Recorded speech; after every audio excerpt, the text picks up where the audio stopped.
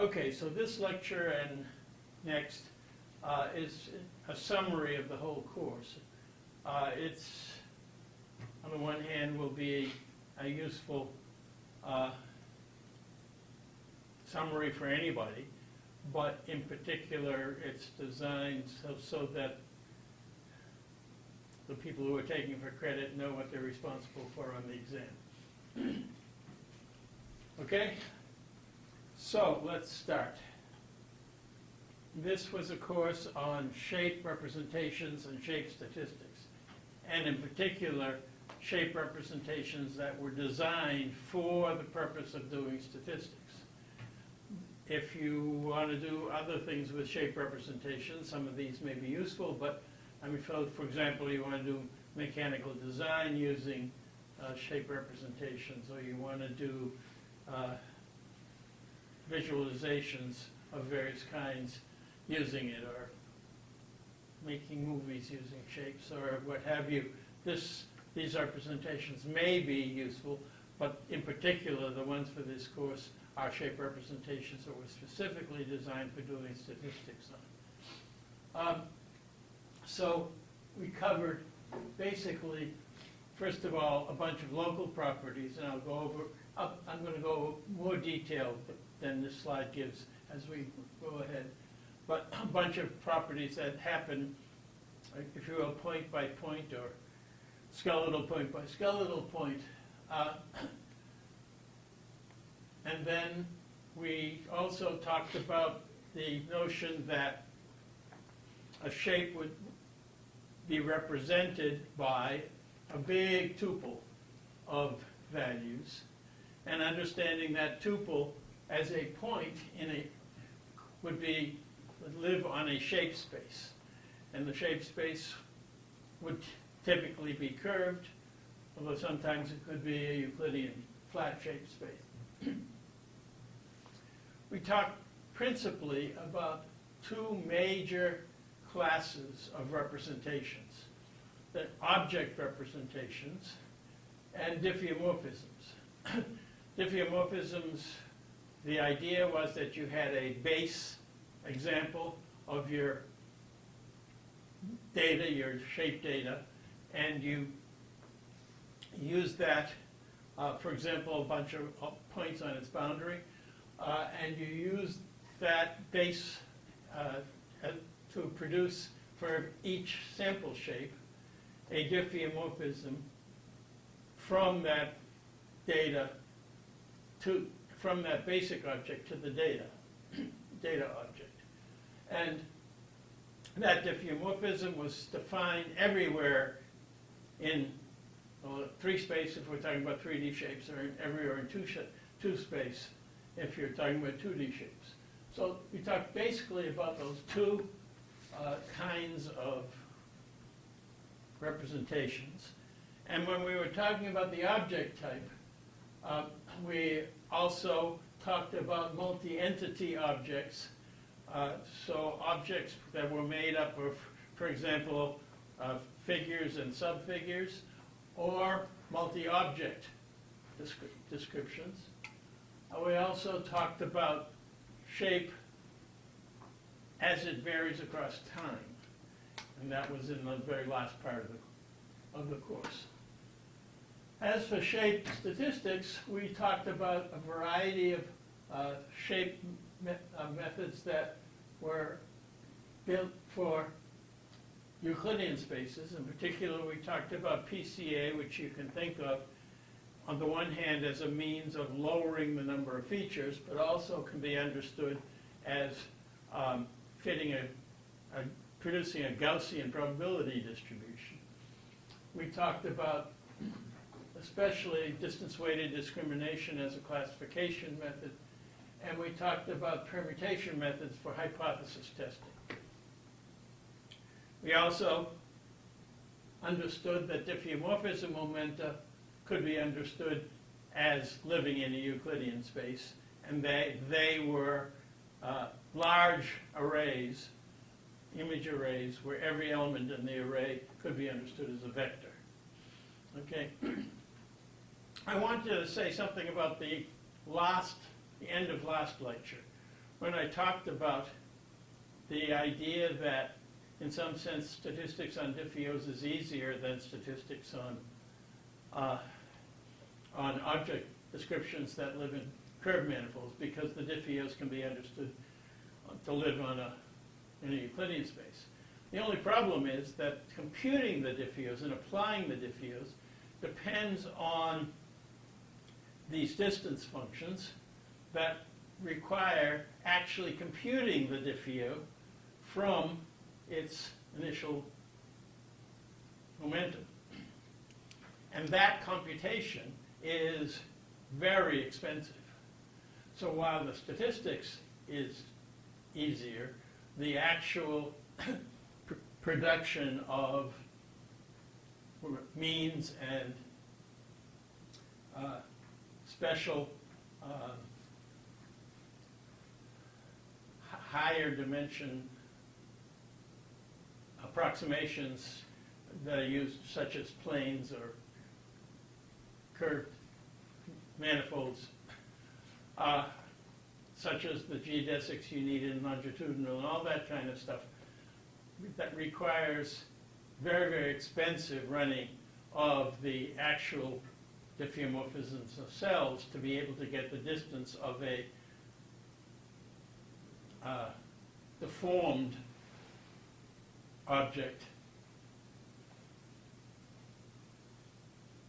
deformed basic object, to a target object.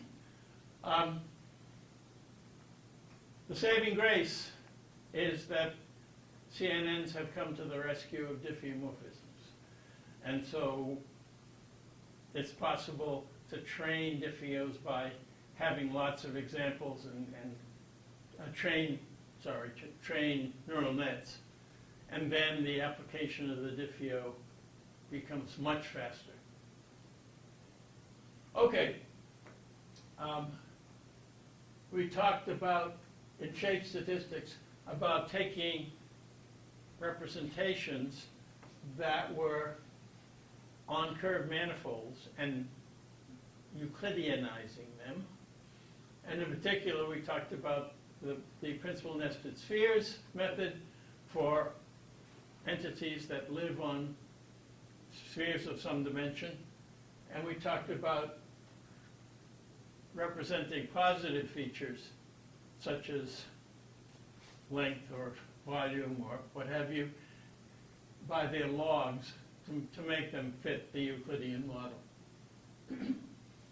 We also talked about shape statistics on curved manifolds, directly on those manifolds, and I'll summarize them.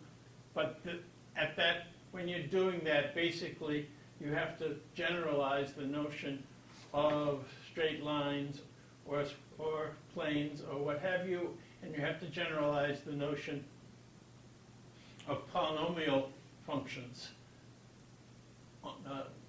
where the geodesics have the linear functions.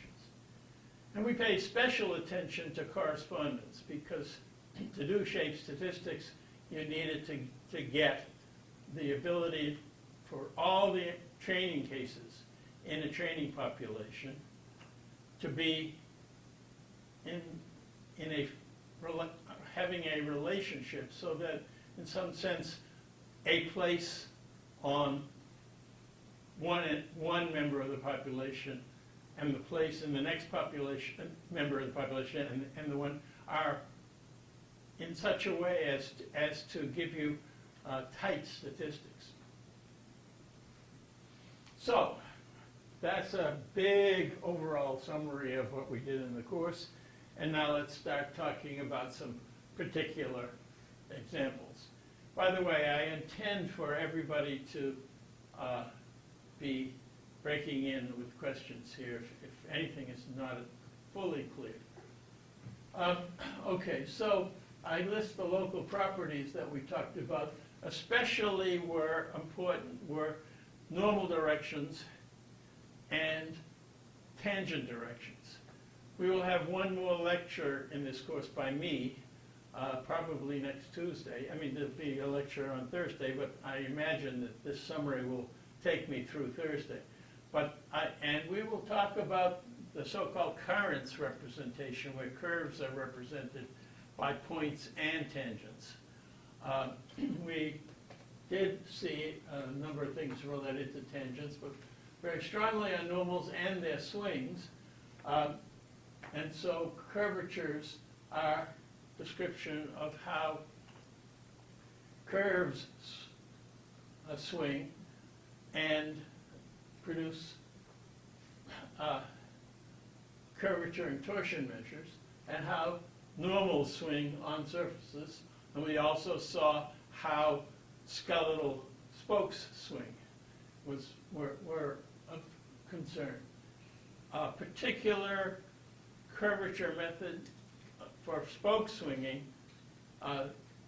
pair that I mentioned but didn't spend very much time on in the course, are the curvedness and shape type measures that summarize the two principal curvatures on a surface in a way that is better to do statistics on, if you're going to do statistics on curvature in certain applications. We also spent a good deal of time thinking about manifolds and geodesics on manifolds, and you need to understand what those are, the shortest distance paths. And from them you get distance measures that produce Riemannian metrics, and the Riemannian metrics have a metric tensor associated with them that is a matrix dimension of the space that has a frame and a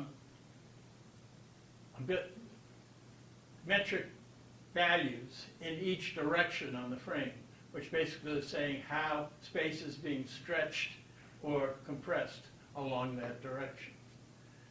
So it's represented as a matrix, and those matrix eigenvectors form the frame, and and the eigenvalues are the distance squared measures. In particular, when you're on an ordinary 2D surface in free space, at every given point you have what's called the second fundamental form matrix, which in arbitrary frame of walking distance consists of two normal curvatures and a geodesic torsion, but in the principal axes is diagonalized to no torsion, pure nosedive, and two principal curvatures. And that metric tensor is when you're on the surface of an object is the metric tensor. We call this, or I called this guy M sub Roman 2. Questions about that?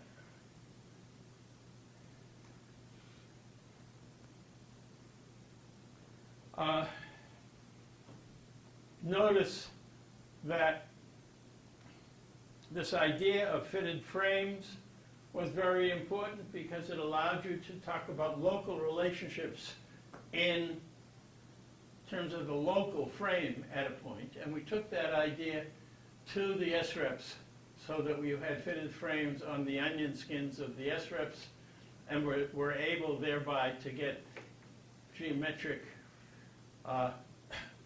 shape descriptors at places that didn't require alignment.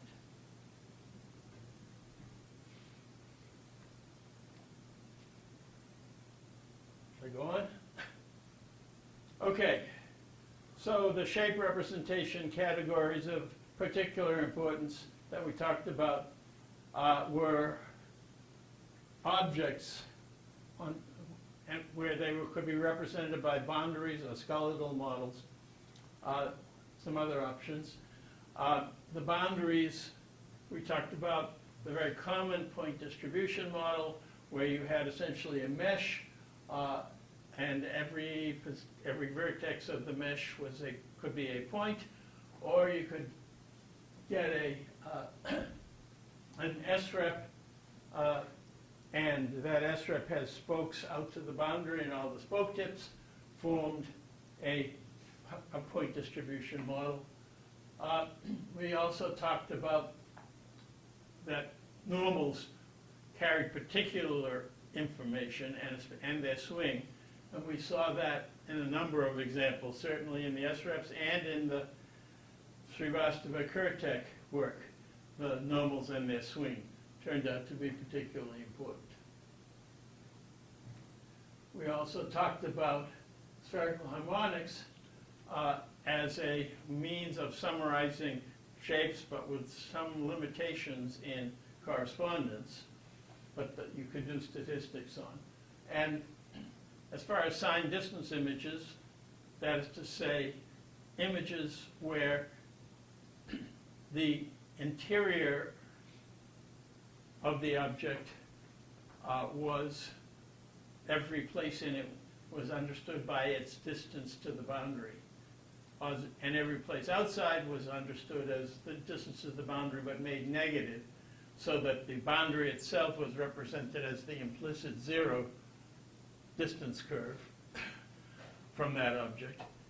And that is a representation that's of some use, but not very much used for statistics. On the other hand, it is very useful for visualization by something called NURFs, and I believe next Tuesday I will get briefly to NURFs. So I think next Tuesday's lecture will be on currents and NURFs, if you will, and then signed distance images will be of value. We talked about skeletal models quite a lot, and a very small amount of multi-figure object models, such as you see in the upper right. Well, it's in the middle of the screen on the right, the mandible that has sort of protrusions. The teeth are protrusions, and some of these processes at the where the TMJ, the place where the jaw attaches to the skull, if you will, the temporal bone. And we also certainly talked about multi-object representations, where you not only had skeletal models for the individual objects, but you also had models that described the space between the objects, such as the links that you see in the picture on the right, all but the bottom. This idea of curves with their tangents of currents, as I said, will come up in next Tuesday's lecture, and will be something that you'll need to understand how they fit in diffeomorphic models. The other major category was diffeomorphisms from a central example object, and how you represented that sample object could vary. So you could have the diffeomorphism be based on just how the points on the boundary move, or it can be based on how the points on the boundary move and how the normals to the boundary move, or how curves on the boundary, such as the crest of objects, move, or how, and that could be represented by points or by these currents with tangents, and so on. And likewise, you could talk about how descriptors of the interior, for example, the fitted frames to SREPs, move, right? So the point is that the production of a diffeo depends on which object or representation components are used to produce the diffeo. We also saw this, what I consider to be a very important idea of understanding an object of spherical topology as a deformation of the simplest object, skeletal object, namely the ellipsoid. And then you're talking about diffeos not in the whole of space, but just diffeos applied to from the boundary in, and possibly in the near exterior of the object.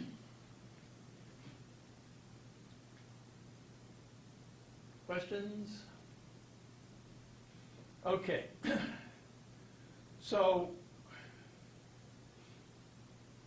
this idea of how to get points that were in correspondence, one way to do it is by having an initial representation that's already in correspondence, like a PDM, and then producing diffeomorphisms from it, and then you say, understand that the places in deformed space are in correspondence. The place that, this voxel goes to in each object in the diffeomorphism are all in correspondence, and the place that this voxel goes to are all in correspondence, and so on. The skeletal models idea and was designed to produce much richer geometric properties that would form the correspondence. And so we saw that in a skeletal model you ended up with a coordinate system which was basically where you were on the spine of the object, which was one parameter that we called theta, where we were on the skeleton relative to that spine, or something we called tau sub 1, and where we were along the spokes from the skeleton out to the boundary, which was a coordinate we called tau 2. And then we had this idea that if you had a particular theta tau 1, tau 2 location in one object, and the theta tau 1, tau 2 with the same values in a different object in the population, that those two places were in correspondence, right? So we also talked about the methods initially formed by Chris Taylor, Tim Coutts, and et al. At Manchester, based on information theory, but in my mind, more completely developed as entropy optimization methods that basically take all the original representations of the shape and shift all the primitives, in the case of points, the point primitives, around so as to make the probability distribution on everything as tight as possible. And that was an entropy optimization problem. I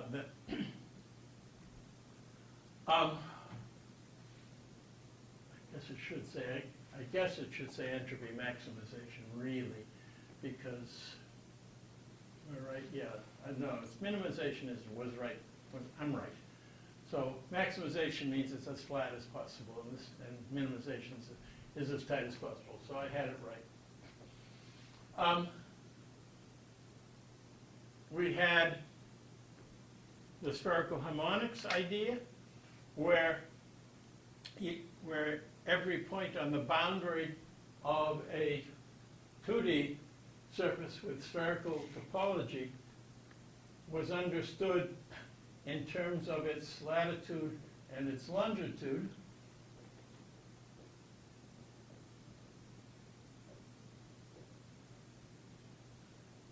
you arranged things so that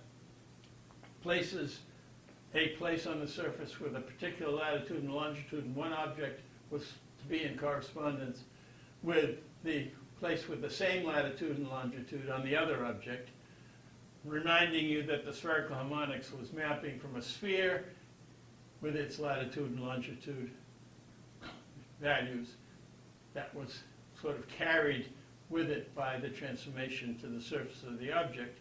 And then you had some freedom in exactly how you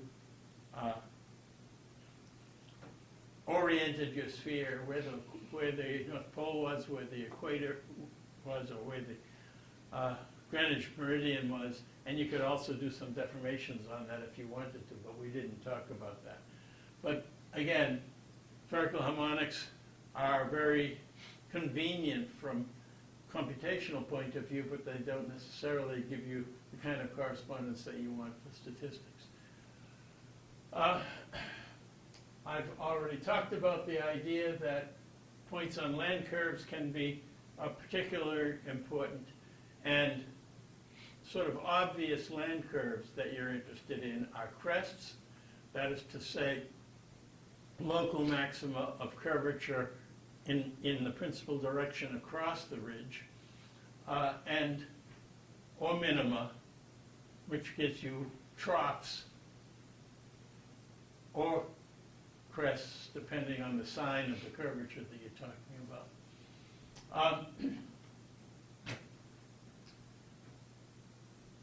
Besides SREFs, the other method that we talked about that was specifically designed for doing statistics was the method due to Srivastava and Kurtek, originally from Anuj Srivastava, but developed for 3D by Sebastian Kurtek, which were essentially normals with correspondence modded out, or more precisely, taking curvature, the swing of normals, into account.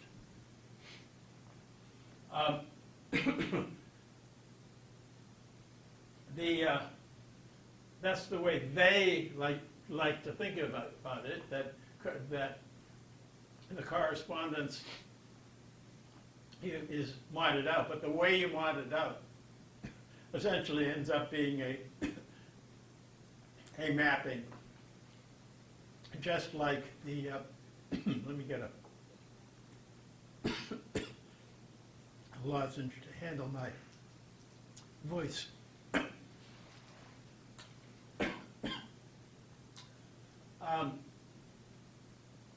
It was essentially, does produce point-to-point correspondences.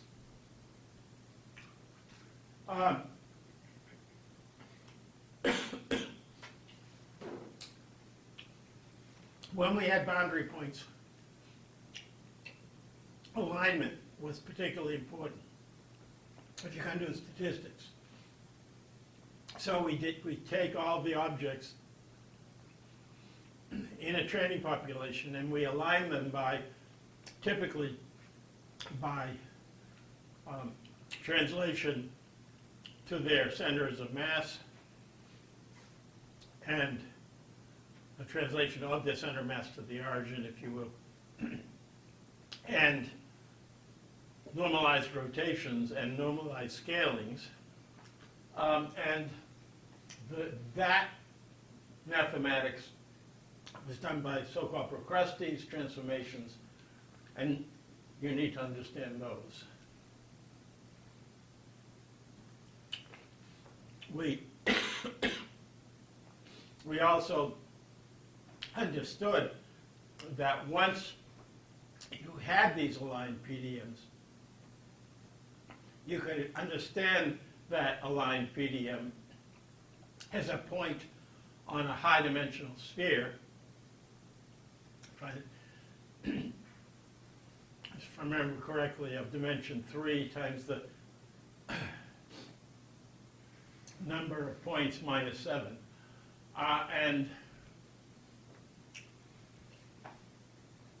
once you did that, you had for each object, its representation on that high-dimensional sphere, and you could do statistics on that sphere, for example, by principal nested spheres.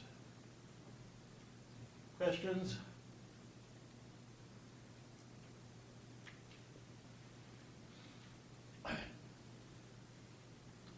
This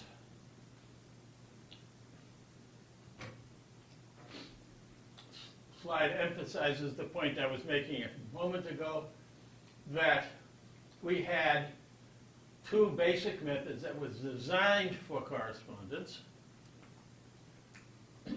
unless you applied an entropy minimizer, namely the Srivastava-Kurtek and skeletal models. The difference between the two of them was that the Srivastava-Kurtek put the boundaries into correspondence but didn't worry about what was going on in the interiors of the object. Whereas the skeletal models were designed not only to put the boundaries into correspondence, but all the points in the interior in correspondence, again, via these three coordinates.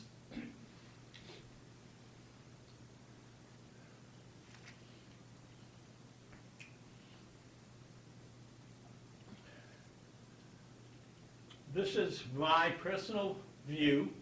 Those question marks mean I question whether diffeomorphisms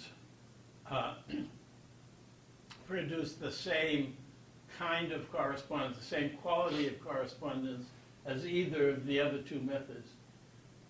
I note that the diffeomorphisms can be typically based on boundary points, but then the boundary points need to be in correspondence, and that is already a challenge. And they normally aren't used with crests, but crests seem to be particularly important curves, and the sharpest curving places around an object, and you can do the diffeomorphisms on them. But the problem is that they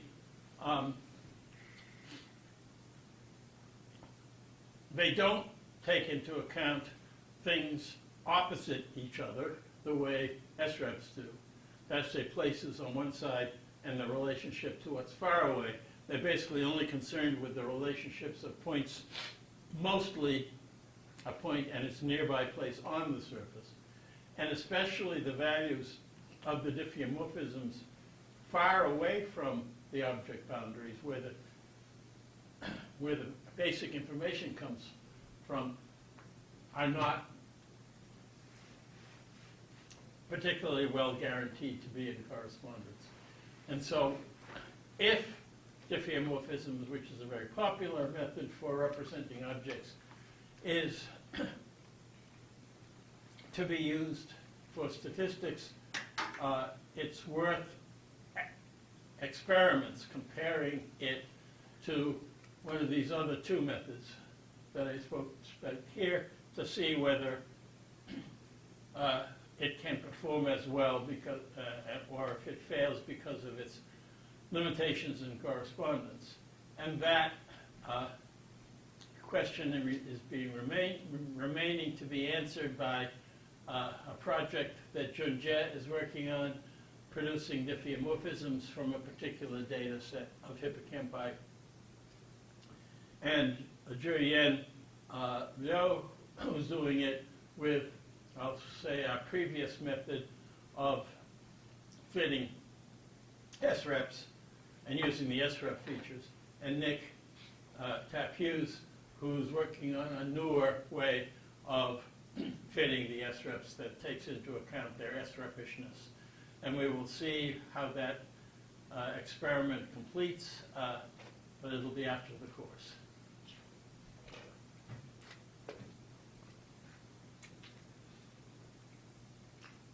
Briefly about skeletal models.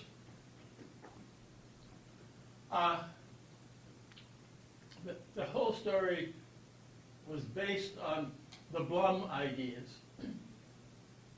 in which places where the axis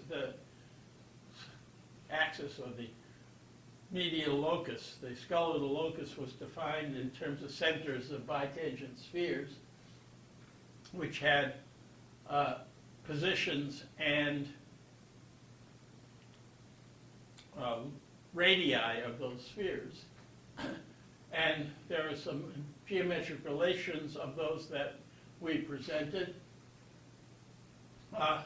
and that were used in the CM reps of Yushkevich that are based entirely on the Blum relations. These Blum axes had branching and ends for both 2D objects and 3D objects, and there was a shape operator that described a 2x2 matrix for points on a 2D skeleton of a 3D, of an object whose boundary was two-dimensional in 3D. And that was called the radial shape operator.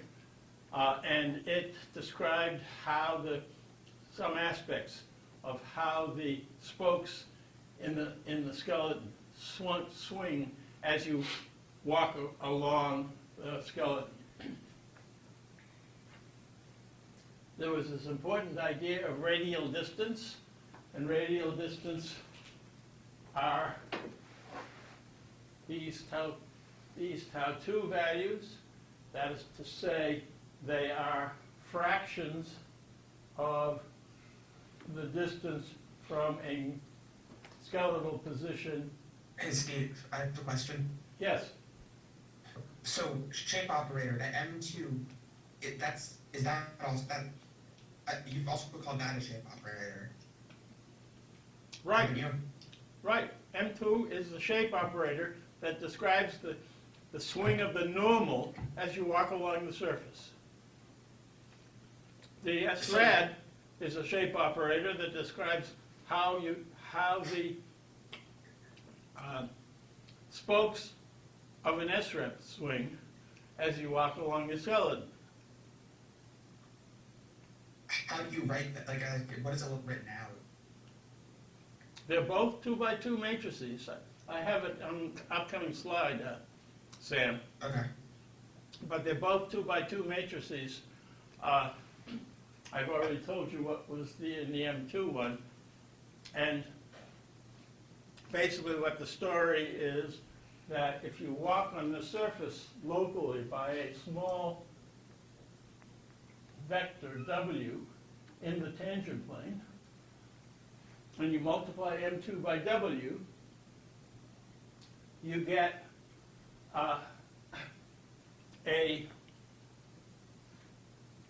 another vector which describes the derivative, the rate of change of the components of the vector. And the same thing goes for, and this M2 vector turns out to be the eigenvectors of this arbitrary M2 in an arbitrary frame. In the case of SRAD, the same story. You have a W, which is a walking direction on the skeleton, and the elements of this, it's no longer symmetric, but it has real eigenvalues and real eigenvectors, albeit not orthogonal eigenvectors any longer, because it's not symmetric. But that matrix in an interesting coordinate system of orthogonal coordinates on the skeletal surface and the spoke, which is not necessarily orthogonal, for a walking direction that is on it, tells you how the spoke swings, the rate of swing of the spoke after it's projected after that spoke coordinate is projected out. I don't understand what you mean by the spoke swings. I thought the spokes don't swing. As you walk along the skeleton, the spokes change, right? W As is you walk along the skeleton, the spokes change, but I thought the whole point is that they don't. that's, Okay, I guess when you say swing, you mean just change. Yeah, that makes sense. we're on a skeletal point. We walk in some direction W, and we get a new skeletal direction, spoke direction, and we're talking about the rate of change of that direction, those unit vectors. Okay. Okay? Yeah, that makes sense.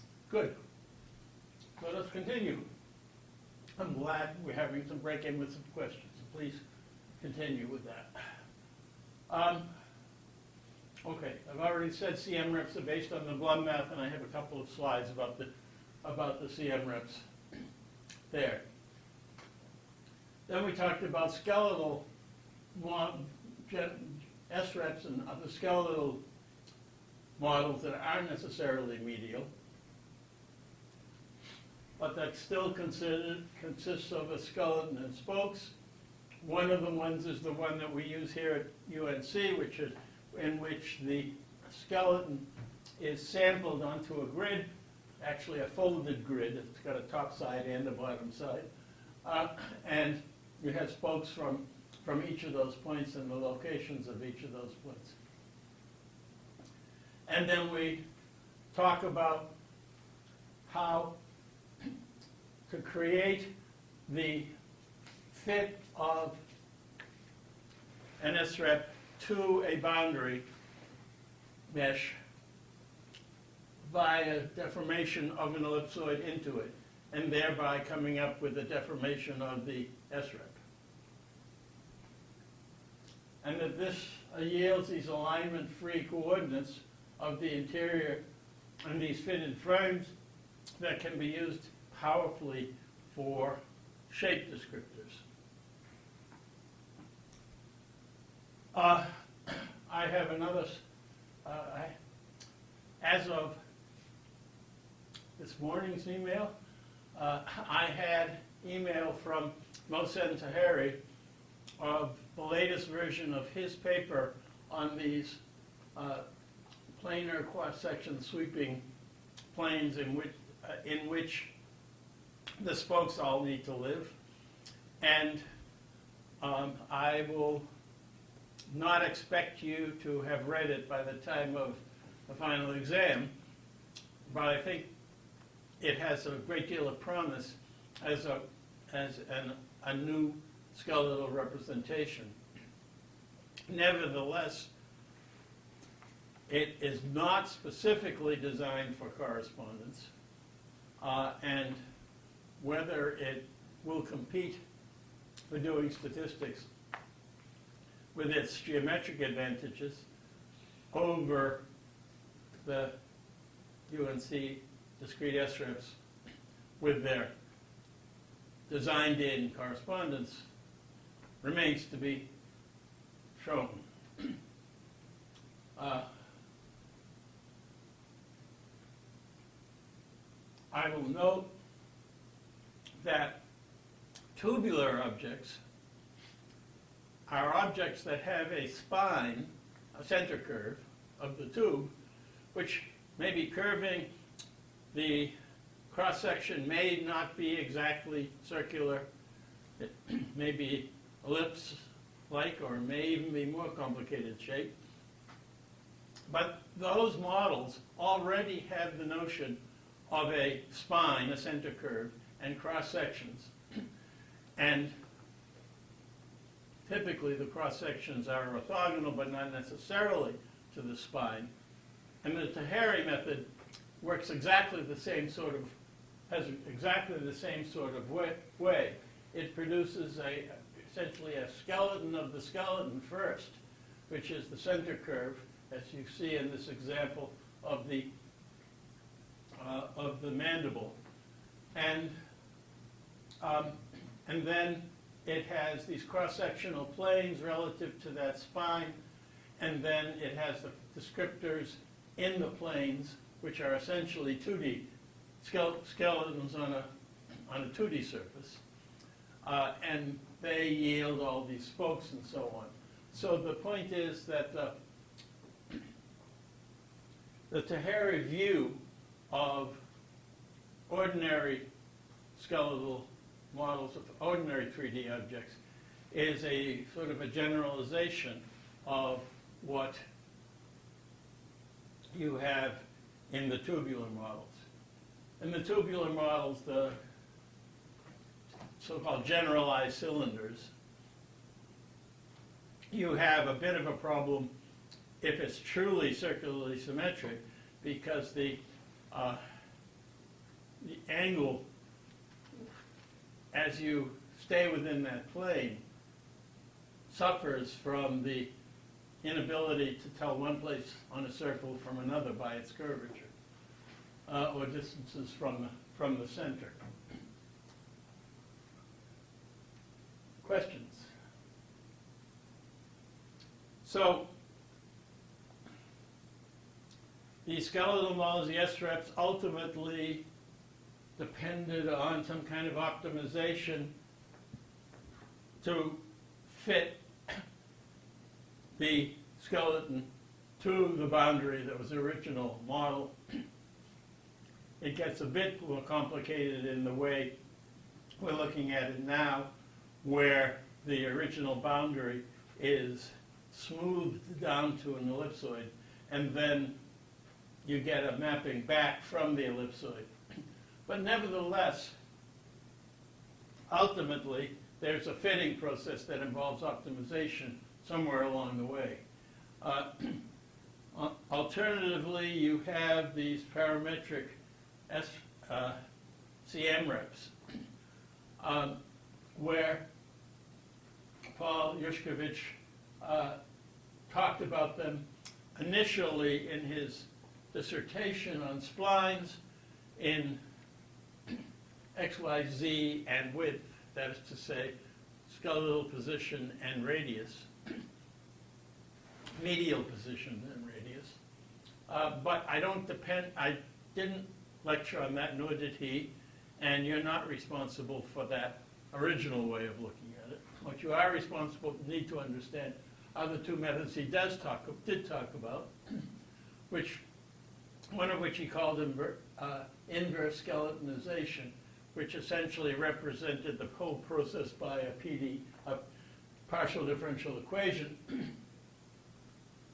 And then he had a method that he called medial linkage to boundaries, where places that were the so-called medial involutes of a skeletal point were linked. So you had a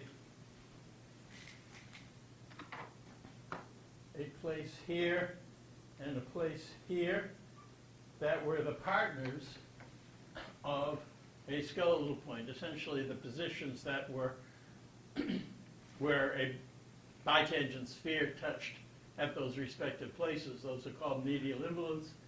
And the whole process involved a deformation that maintained the medial involute pairs. I'll say a couple more words about that later, but those were the two methods that he talked about and that are real competitors. Maybe not for statistics, although that remains to be tested. No one's tested that either, but certainly for some of the many other applications like mechanical models and so on that they put them to. Okay, that's enough on the object representations. I'm now going to talk a bit about the statistics that you're responsible for and that are important for this. The first were means. In Euclidean space, they're easy. You sum up all the coordinates, coordinate by coordinate, sum up for each coordinate across the cases and divide by the number. And that's equivalent to the Frechet mean, which is the place in the appropriate dimension space that is closest in sum of square distances to uh, the training points. We saw then that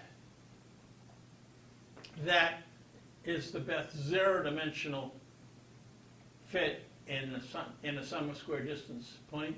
If you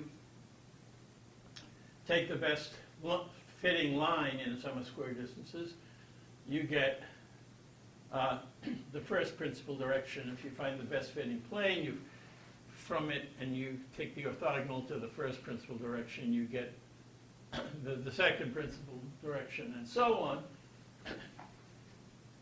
And those principal directions end up being a basis for which you can get shape descriptors by the scores. So if you now have an arbitrary vector z, and you dot it with the ith principal direction, you get the score of z in that direction, and those tuple of scores up to some point, up to some number of principal directions, gives you a shape representation. And we saw that a lot of attention has been placed on figuring out where to cut off, how many eyes to use, how many dimensions, and so as to limit noise. And there's still a lot of research on that, but the Marchenko-Pasteur approach is the one that people are particularly using for that purpose. We talked about classification methods, also, where you have typically two classes. If you have more, you can do figure out between pairs, but when you had two classes, you had this one class that had training points from that class, and another class which had training points from that class, and ultimately the issue was to produce a separation direction in feature space. This is all in feature space, so it's typically high dimension. I drew it on the board as 2 dimensions, but getting a separation direction. And we noted that a particularly attractive member of that class of methods was the DWD, the distance-weighted discrimination. That in terms of performance, tended to dominate the performance of support vector machines. We also saw this idea of multi-entity statistics. So now you don't just have a description of the features of one entity, but you have also a different feature space for the next entity, and yet another one for the next entity, and so on. And so you have a collection of feature spaces, entity by entity, and we talked about the multi-entity analysis called DVAS, or formerly AGIVE, and whereby you talked about trying to understand what properties, what linear combinations of the features. Let's see, you had one set of features for entity 1 and more features for entity 2, so on. And you could take linear combinations of those features and produce a spanning vectors, orthogonal vectors, spanning a space that describes how they jointly vary. And then you were able already to get rid of most of the noise, and the remaining information was individual variation for the first object after you take out the joint variation and are orthogonal to it. And for the second individual likewise orthogonal to the joint, but not necessarily orthogonal between the two individual sets of spaces. We talked about hypothesis testing, and the method we focused most especially on that was applicable to shapes were permutation tests, where you essentially produce empirical distributions on the basis of which you can decide whether to reject the null hypothesis or not. We also saw that in the high-dimensional spaces, the very many shape features that we use to describe an object, you had essentially wanted to do feature-by-feature tests, or a small number of features like the direction of a normal, which is takes a couple of features, and we call the geometric object property. But in any case, the point is you wanted to do these multiple tests, and you had this problem of being overly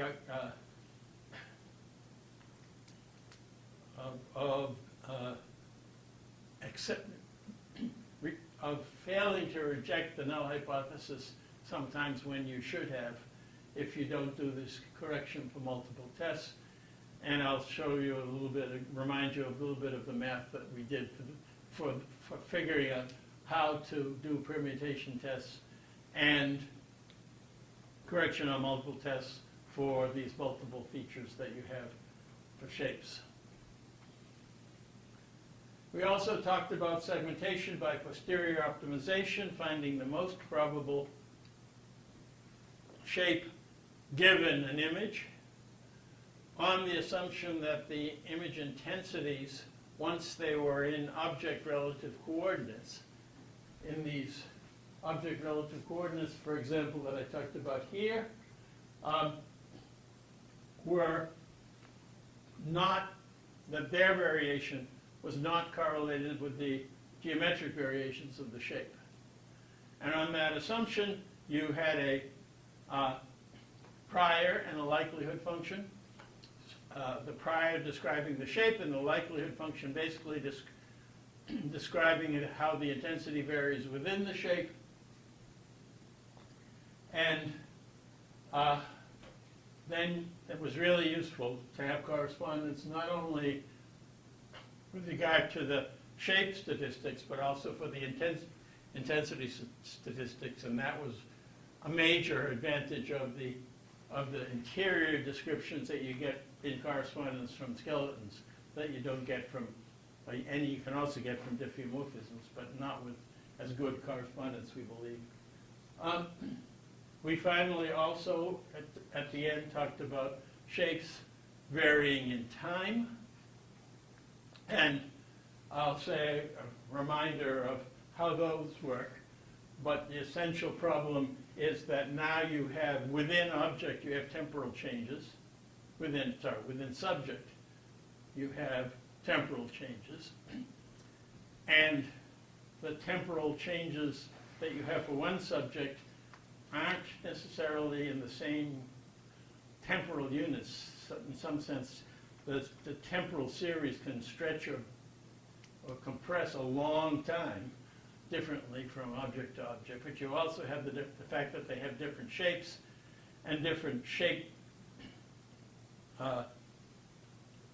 deformations across time, and the whole thing gets to be a considerable challenge. And we saw two ways of doing that. One, via curved manifolds in which you describe the shapes, and the other via diffeomorphisms, that is to say, via spatial deformations.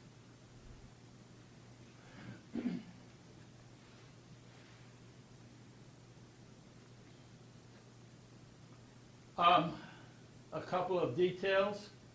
BCA can be understood as eigenanalysis of covariance matrices. So you have covariance among all the features across all the cases, the training cases. That produces a covariance matrix and you do eigenanalysis, and that gives you the principal directions and the eigenvalues give you the principal variances. And you can organize the principal variances in order largest to smallest of the principal variances, and find that you can cut off after these principal variances get appropriately small. I've already talked about that the features that you get out of BCA are derived by inner product of a representation with the eigenvectors. Typically, you will also want to not only do that, but divide by the square root of lambda I, which is the corresponding principal variance, to get the scores as multiples of standard deviation.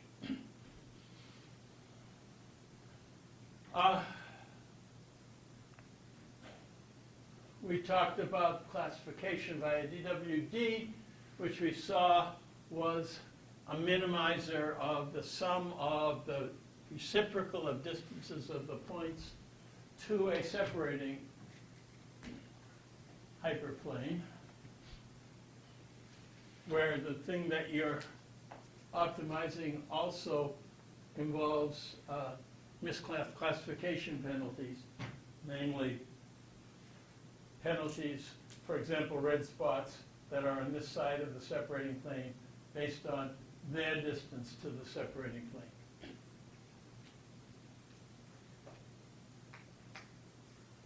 We saw that if all you can get out of these methods were separating hyperplanes, and you wanted a separating plane of some curve that's curved, that the way you did that was the use of kerns.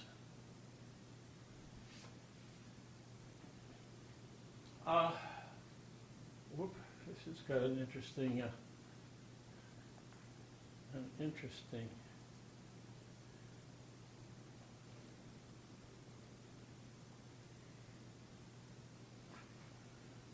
typo. Yeah. Shouldn't try to fix it on the spot, but anyway, we're supposed to say along.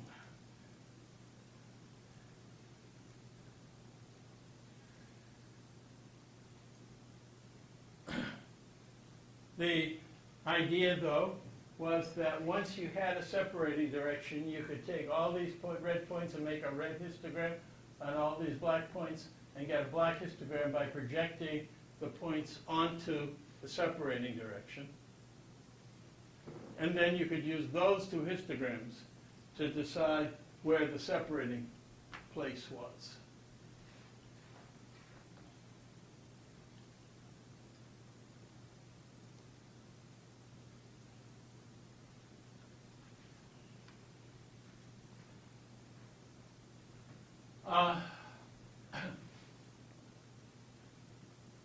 I basically said everything that's on this slide already. The hypothesis test involved permutation tests and the correct ways of correction for multiple tests. The segmentation by posterior optimization required estimating both the shape statistics and the intensity statistics, where the intensity is understood in shape-based coordinates, and that SREPs provide both. We talked about these longitudinal methods that could be done in either Euclidean space, where you had these curves over time for each subject, and you also had inter-subject distances between these curves. So you had a curve for subject 1 and a curve for subject 2 in feature space, and you needed to worry about statistics between the curves, and that a bunch of this stuff was done based on what the statisticians call generalized linear models, but which generalize on shape spaces to linear things being geodesics. And then the alternative was diffeomorphisms momenta, which are essentially equivalent to initial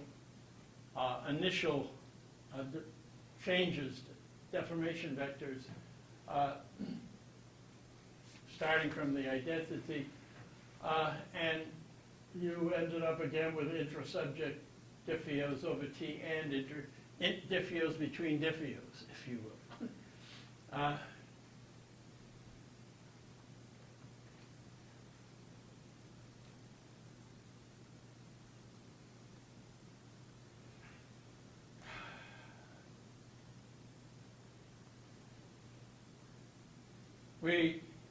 We at least need to understand that instead of looking at the scree plot, which talks about how these eigen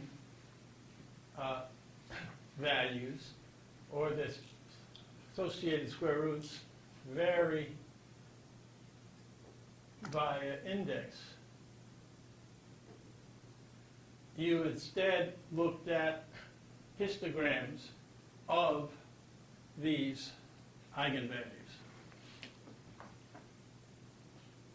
And looking at that yields a good deal of understanding of how noise pollutes the actual eigenvalues of your underlying shape distribution, and therefore how to deal with that. And this was largely done, all this Marchenko-Pasteur work was largely done in Euclidean space with PCA kind of analysis, but Hyun Choi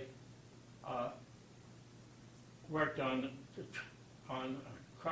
transforming the associated principal standard deviations that you get out of PNS so that you can analyze that as well. And I don't expect you to be able to know how she did that, but I expect you to understand that that was her objective and that that exists. Questions?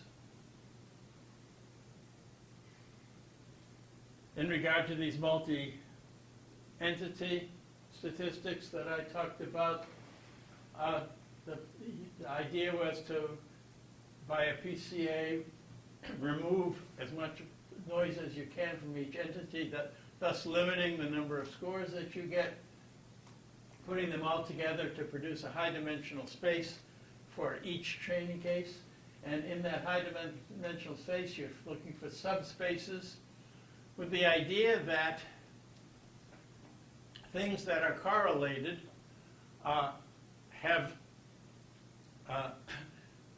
live in subspaces.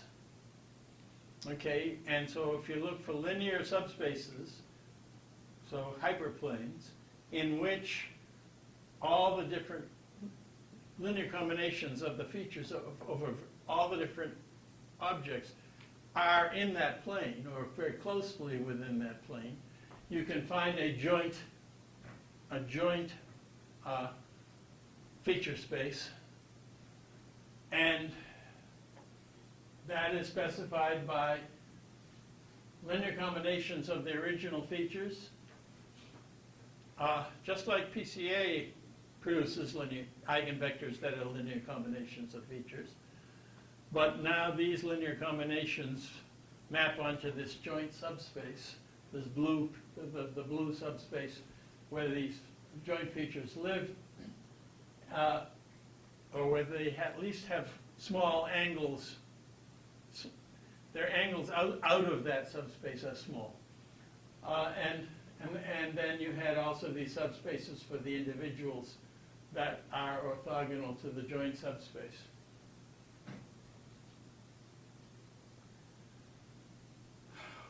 We also talked about shape representation by diffeos, and we saw that diffeos are understood as velocity vectors, where velocity vectors are understood head to tail across a deformation time. And the time we're not talking about is clock time, we're talking about warp time typically goes from 0 to 1, and so we understand that in terms of those, what happens at various points that can be turned into a ability to get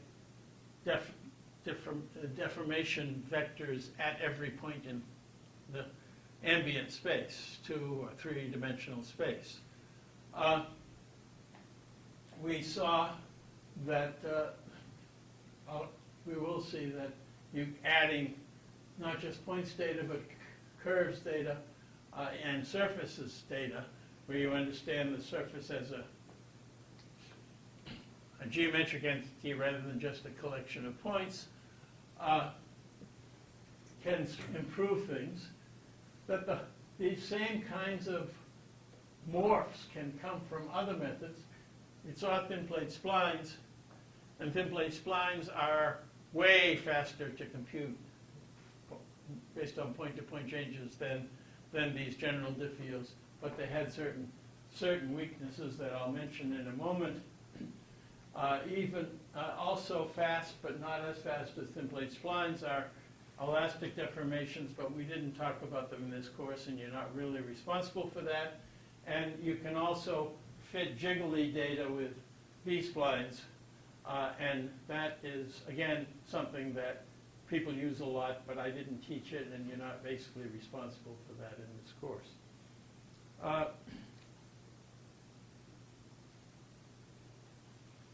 Here's thin plates, one slide on thin plate splines. Let me remind you, you have 2 sets of data, one in the X coordinate system that you're trying to warp into the X prime coordinate system. You're trying to find a mapping from one to the other. That's a affine transformation, a constant vector plus a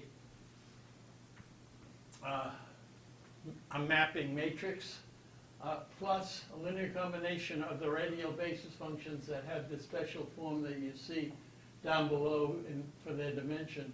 And you end up being able to solve linearly for these basic weight, the C, the A, and the weights of the basis functions by a set of linear equations that minimizes the Frobenius norm, and the Frobenius norm is the integral over all space of the sum over all the second derivatives squared. And it produces a smooth transformation, but one that is not necessarily diffeomorphic. That is to say, it may produce folding, but is typically diffeomorphic,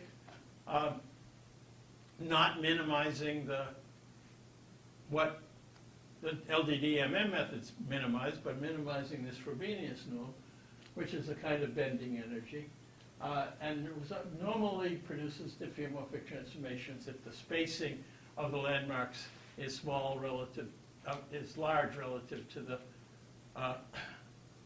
the amount of deformation there is of each landmark.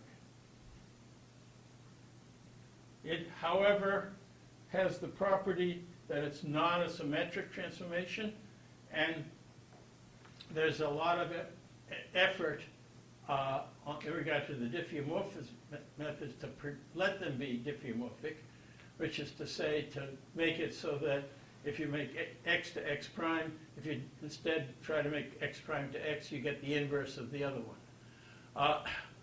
But thin plate splines does not produce that, nor does it produce affine invariance.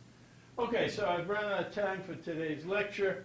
I'll say a few words about LDDMM methods next time, and then we'll start reminding ourselves statistics on curved manifolds, something about Gaussians on spheres, and some more things on statistics on PDMs and spherical harmonics, a bit about the entropy method for producing correspondence, and then reminder of the Srivastava method and the skeletal methods, and we'll finish up with the longitudinal methods, and with, I got one slide here on the Taheri's latest method, and on CM reps, and on permutation tests and longitudinal tests.